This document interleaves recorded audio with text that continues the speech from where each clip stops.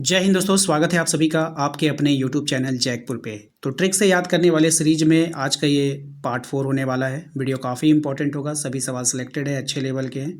Trick भी हम important सवाल का ही बता रहे हैं, ऐसा नहीं है कि जैसे तैसे सवाल को बताते हैं। वीडियो अच्छा लगे तो प्लीज़ लाइक कर दीजिएगा, चैनल पे पहली बार आए तो सब्सक्राइब कर लीजिएगा अपने परीक्षा की तैयारी के लिए। इसके अलावा आप अपने व्हाट्सएप ग्रुप को ज्वाइन करना चाहते हैं तो लिंक हमने डिस्क्रिप्शन में डाल दिया है। जो लोग अभी तक ज्वाइन नहीं किए हैं उसको जाकर जरूर ज्वाइन कर लीजिएगा। चलिए स्टार्ट करते हैं आज का सवाल। सबसे पहला सवाल है कि मार्टिन लूथर किस देश का निवासी था। आपके पास ऑप्शंस हैं, जर्मनी का था, फ्रांस का था, इंग्लैंड का था या फिर पुर्तगाल का था। इसका जो राइट आंसर हो जाएगा वो हो जाएगा आपका ऑप्शन नंबर ए, जर्मनी का था। अब देखिए यहाँ पे एक वर्ड इस्तेमाल किया गया है मार्टिन। मार्टिन से आप एक वर्ड याद कर लीजिए, मरना। मार्टिन से क्या हो जाएगा, मरना। तो जो लोग जर्मनी से जमना याद रखिए, यहाँ ऊपर का सब हटा दीजिए, ठीक है, मात्रा। तो ये क्या हो गया, जमना। तो जो लोग जम जाते हैं, मान के चलो कि बर्फ़ से जम गए, तो वो लोग क्या हो जाएंगे, मर जाएंगे ना।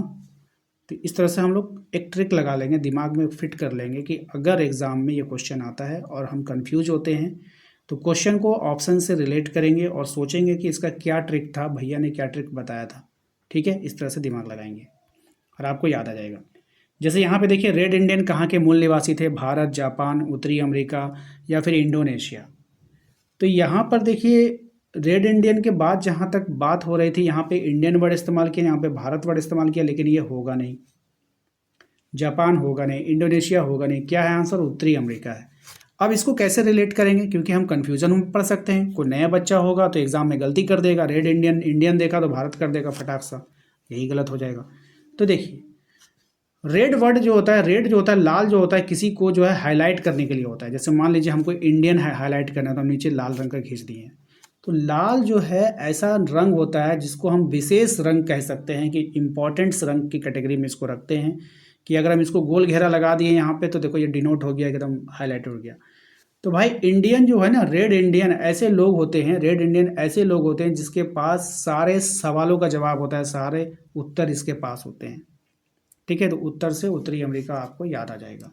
ठीक है, हम इंडियन के पास तो हर सवालों का जवाब है ही, लेकिन हम इंडियंस में भी रेड इंडियन ऐसे इंडियन हैं जिनके पास सारे सवालों का जवाब है, इसलिए तो हमें रेड इंडियन कहा गया।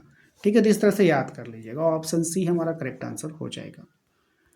क्वेश्चन नंबर आते हैं हम लोग 33 पे। कहा जा रहा है कि ब्रिटेन ने संयुक्त राज्य अमेरिका को एक स्वतंत्र देश के रूप में कब मान्यता दिया। ऑप्शंस आपके पास हैं, राइट आंसर हो जाएगा आपका। तो ब्रिटेन ने संयुक्त राज्य अमेरिका को एक स्वतंत्र देश के रूप में मान्यता कब दिया था, तो 1781 में। यहाँ पर एक वर्ड है इस्तेमाल किया गया है कि एक, ठीक है ना, एक स्वतंत्र। आप यहाँ से एक से रिलेट करके 81 इसको बना सकते हो, क्योंकि ये डेट है और डेट में बहुत ना के बराबर है ट्रिक लग पाता है। दूसरा, इसमें एक और चीज़ जोड़ सकोगे, 17 एक आना चाहिए लास्ट में, क्योंकि किसी भी देश को जब स्वतंत्रता कब मिलती है, जब उसको खतरा महसूस होता है कि नहीं इस इंसान से हमको खतरा है, तो उसको अब आज़ाद कर दिया जाता है, या आज़ादी के लिए वो लोग संघर्ष करते हैं, तब तो उसको स्वतंत्रता प्राप्त होती है। ठीक है, तो एक कहानी क्रिएट कीजिए कि जब किसी को 17 से खतरा महसूस होता है तो वो स्वतंत्रता के लिए प्रयास करता है और एक स्वतंत्र राष्ट्र बन जाता है। ठीक है, इस तरह से याद कर लीजिए। क्वेश्चन नंबर आते हैं हम लोग 34 पे। कह रहा है कि कैनबरा को राष्ट्रीय ऑस्ट्रेलिया की राजधानी कब बनाया गया था। तो कैनबरा को ऑस्ट्रेलिया की जो राजधानी बनाया गया वो 1911 में बनाया गया था। कब बनाया गया था, कैनबरा को ऑस्ट्रेलिया की राजधानी 1911 में बनाया गया। ये भी डेट है और डेट में बहुत कम ही ट्रिक लग पाता है, तो आप लोग इसको भी, ये डेट इसका आसान है 1911, 67 टफ नहीं है, तो आप इसको ऐसे याद कर लेना। जापान में मेयाजी पुनर्स्थापना कब हुआ था। तो जापान में मेयाजी पुनर्स्थापना जो हुआ है वो 1867 से 68 के बीच हुआ था। इसको भी ध्यान से रख लीजिएगा, ये भी डेट है और ये दो डेट हो गया, इसलिए यहाँ पर तो ट्रिक तो लगना पॉसिबल है ही नहीं। तो हम लोग आते हैं ऐसे सवालों पे जिस पर ट्रिक आपका अप्लाई होता है। जैसे जापान में तेज गति वाली शिंकानसेन। अब तेज गति अगर आप वर्ड इस्तेमाल कर दिया, तेज गति, गति मतलब बहुत तेज चलेगी। आप बताइए क्या बुलेट ट्रेन से भी ज़्यादा कोई तेज चलेगा, नहीं चलेगा। आपने सुना होगा बहुत सारे खबरों में या फिर लोगों के मुंह से कि बुलेट ट्रेन जो होता है वो काफ़ी तेज़ी से चलता है। तो बुलेट उसको बोला जाता है। देखिए, एक होता है बुलेट, एक होता है बुलेट। ये बुलेट ट्रेन होता है। बुलेट तो मतलब तो बंदूक की गोली होती है, ठीक है। आइए क्वेश्चन नंबर आता है 37 में, कह रहा है कि आधुनिक चीन के संस्थापक किसको माना जाता है। तो आधुनिक चीन का जो संस्थापक था वो कौन था, सन यात सेन। कौन था, सन यात सेन आधुनिक चीन का संस्थापक माना जाता है। अगर आप थोड़ा सा दिमाग लगाओगे तो संस्थापक सन यात सेन, ये भी 100 से, ये भी 100 से, ये भी 100 से, सिंपल है। सिंपल, थोड़ा सा माइंड को अगर आप थोड़ा सा जोर दोगे कि चीन का संस्थापक संस्थापक सा संस्थापक सा से संस्थापक सा से सन्यात सा से सेन, है ना। चलिए नेक्स्ट आते हैं अगले सवाल पे। चीनी गणतंत्र का पहला राष्ट्राध्यक्ष। अब देखिए जो संस्थापक होगा, जो उसकी स्थापना करेगा, वही पहला अध्यक्ष भी बनता है, ठीक है, 99%। तो सन्यात सेन हो जाएगा, ठीक है। चीन को स्थापित किसने किया, तो सन यात सेन ने। तो जिसने जिसने बनाया तो वही ना पहला अध्यक्ष बनेगा, राष्ट्र अध्यक्ष बनेगा, तो सन यात सेन ही बन जाएगा, ठीक है।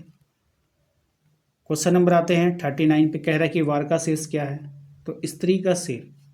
अब देखिए यहाँ पे वारका शीर्ष वर्ड इस्तेमाल किया गया, तो वारका शीर्ष से आप बड़का सिर याद रखिए, बड़का सिर।